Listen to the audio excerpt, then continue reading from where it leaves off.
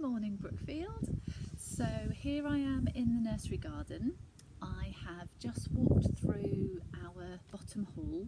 We've got 10 children who are in today, and they're just finishing their PE lesson with Georgina, and Nora is also here today. It's been a lovely sunny week, and we've had a few more children coming into Brookfield, and I know most of you are at home and you're really trying hard with your learning. It's been great to hear how you've been getting on with Google Classrooms, and I'm really excited about the learning and the engagement you can have with your teachers through that. So this is a virtual Friday assembly, and I've got a book to share with you and some reading that I've been doing at home, and I'll try and do this every Friday so that we can have a sense of coming together, working together even though we're apart. Okay, so one of my favourite books, a favourite that I've had, especially since I've had children. So it's A Squash and a Squeeze by Julia Donaldson and Axel Scheffler. So I'm going to read the story, and perhaps while I read it you can have a think about how you feel about being in your home, and what things are helping you and what you need. Okay. A little old lady lived all by herself, with a table and chairs and a jug on the shelf. A wise old man heard her grumble and grouse. "There's not enough room in my house. Wise old man, won't you help me, please? My house is a squash and a squeeze." "Take in your hen," said the wise old man. "Take in my hen? What a curious plan." Well, the hen laid an egg on the fireside rug and flapped round the room, knocking over the jug. The little old lady cried, "What shall I do? It was pokey for one and it's tiny for two. My nose has a tickle and there's no room to sneeze. My house is a squash and a squeeze." And she said, "Wise old man, won't you help me, please? My house is a squash and a squeeze." "Take in your goat," said the wise old man. "Take in my goat? What a curious plan." Well, the goat chewed the curtains and trod on the egg, then sat down to nibble the table leg. The little old lady cried, "Glory be! It was tiny for two and it's titchy for three. The hen pecks the goat and the goat's got fleas. My house is a squash and a squeeze." And she said, "Wise old man, won't you help me, please? My house is a squash and a squeeze." "Take in your pig," said the wise old man. "Take in my pig? What a curious plan." So she took in her pig, who kept chasing the hen and raiding the larder again and again. That's something that goes on in my home a lot, raiding the cupboards. The little old lady cried, "Stop, I implore! It was titchy for three and it's teeny for four. Even the pig in the larder agrees. My house is a squash and a squeeze." And she said, "Wise old man, won't you help me, please? My house is a squash and a squeeze." "Take in your cow," said the wise old man. "Take in my cow? What a curious plan." Well, the cow took one look and charged straight at the pig, then jumped on the table and tapped out a jig. The little old lady cried, "Heavens alive! It was teeny for four and it's weeny for five. I'm tearing my hair out. I'm down on my knees. My house is a squash and a squeeze." And she said, "Wise old man, won't you help me, please? My house is a squash and a squeeze." "Take them all out," said the wise old man. "But then I'll be back where I first began." So she opened the window and out flew the hen. "That's better. At last I can sneeze again." She shooed out the goat and she shoved out the pig. my house is beginning to feel pretty big. She huffed and she puffed and she pushed out the cow. Just look at my house, it's enormous now. Oh, wrong voice.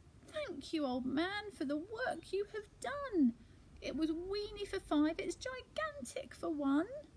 There's no need to grumble and there's no need to grouse. There's plenty of room in my house. And now she's full of frolics and fiddly-dees.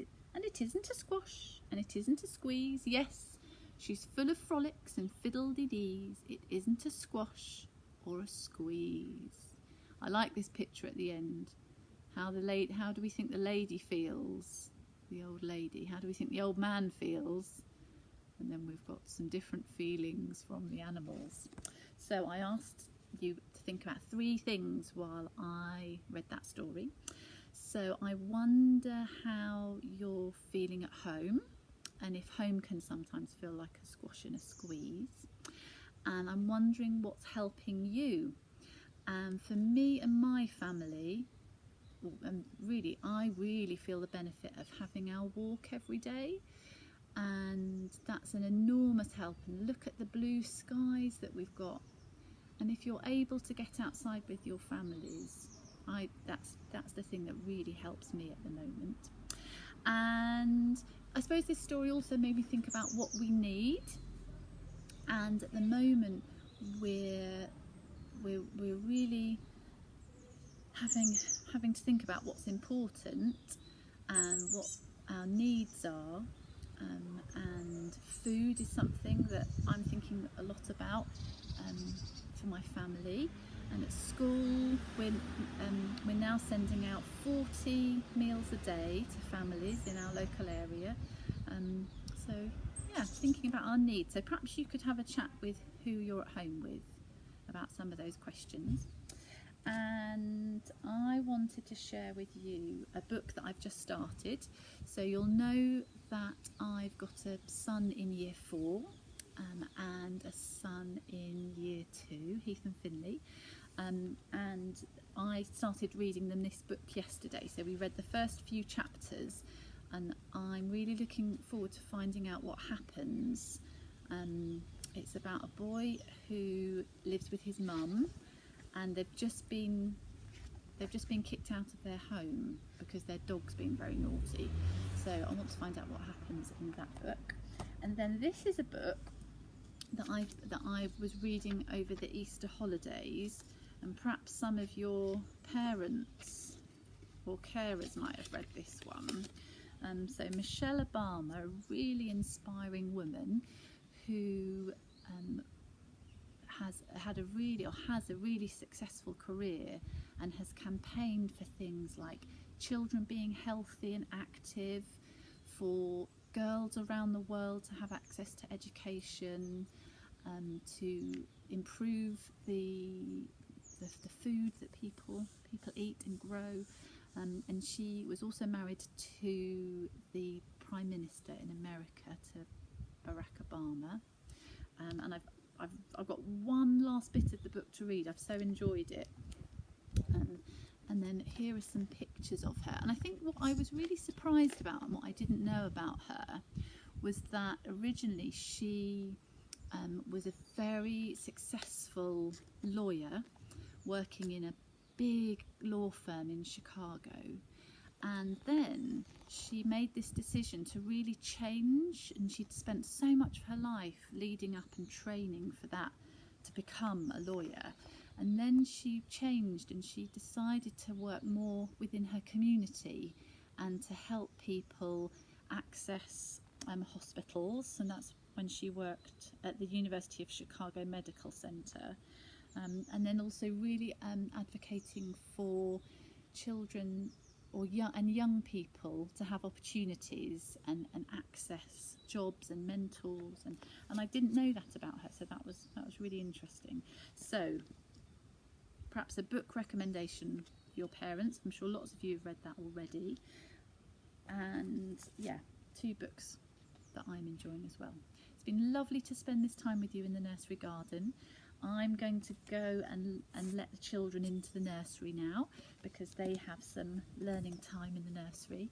I miss you so much and can't wait for the time to have you back.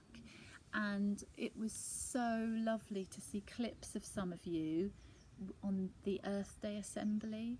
It was an absolute pleasure to see that, and thank you so much for people who contributed and brought that all together.